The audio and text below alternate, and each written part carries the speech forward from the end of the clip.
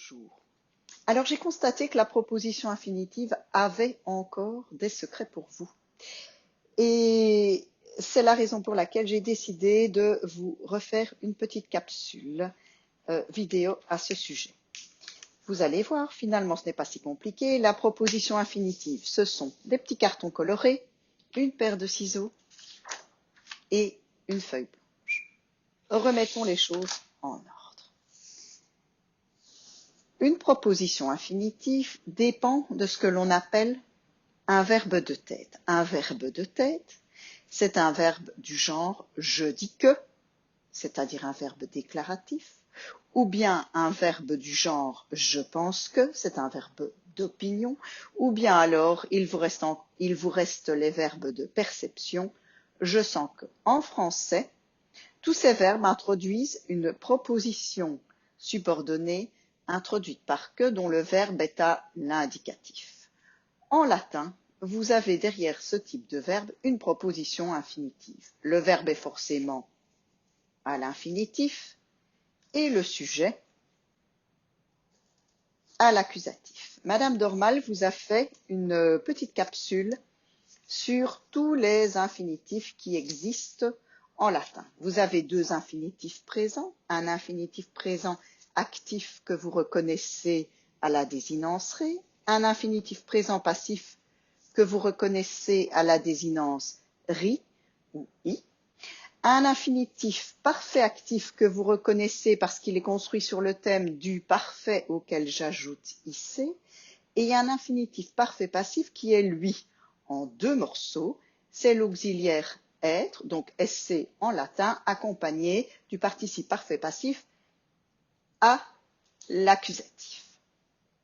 Les infinitifs présents marquent un rapport de simultanéité, tandis que les infinitifs parfaits marquent un rapport d'antériorité. Alors c'est ça qui vous pose problème justement, la simultanéité et l'antériorité. Vous ne voyez pas trop la différence entre les deux. Bien, une simultanéité, ça veut dire que l'action du verbe subordonné se passe en même temps que l'action du verbe principal. Une antériorité, ça veut dire que l'action du verbe subordonné se passe avant celle du verbe principal. Un petit exemple concret et je sors ma feuille blanche et ma paire de ciseaux. Je dis que je coupe la feuille. Je fais quoi? Je coupe la feuille en même temps que je parle. C'est une simultanéité. D'accord? L'antériorité, ma feuille est déjà coupée. Je dis que j'ai coupé la feuille. Ça, c'est une antériorité. La feuille a été coupée avant que je ne parle. Bien. La difficulté du latin, en fait, s'arrête là. Le reste, ce n'est pas un problème de latin, c'est un problème de français, parce qu'il y a ce que l'on appelle une concordance des temps. Alors, amis lecteurs, eh bien, la concordance des temps, quand on lit beaucoup, c'est quelque chose qui va tout seul. Je vous montre ce que c'est qu'une simultanéité. En fait, je dois regarder le temps du verbe principal. Si je dois vérifier si je dépends d'un temps 1, c'est-à-dire un présent ou un futur, mais vous en latin, vous ne connaissez pas le futur, ou bien si je dépends d'un temps 2, un temps 2, c'est un temps du passé, donc c'est l'imparfait ou le parfait en latin qui correspond à notre passé simple ou à notre passé composé. Donc une simultanéité. Je dis maintenant que je viens, d'accord? Deux présents. Un présent dans la principale, un présent dans la subordonnée. Si je dépends d'un temps du passé, comme le passé composé, j'ai dit que, eh bien pour marquer la simultanéité, je vais utiliser l'imparfait. J'ai dit que je venais. Pour marquer maintenant une antériorité, je recommence avec mon temps 1. Je dis maintenant que j'ai coupé la feuille. Vous vous souvenez, je l'ai fait tout à l'heure pour vous. Je dis que j'ai coupé la feuille ou je dis que je suis venu. Derrière un temps 1, pour marquer l'antériorité, j'utilise le passé composé.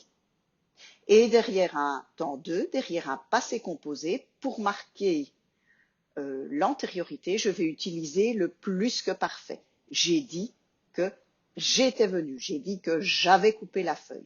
Donc, derrière un temps 1, vous utilisez soit du présent, soit du passé composé.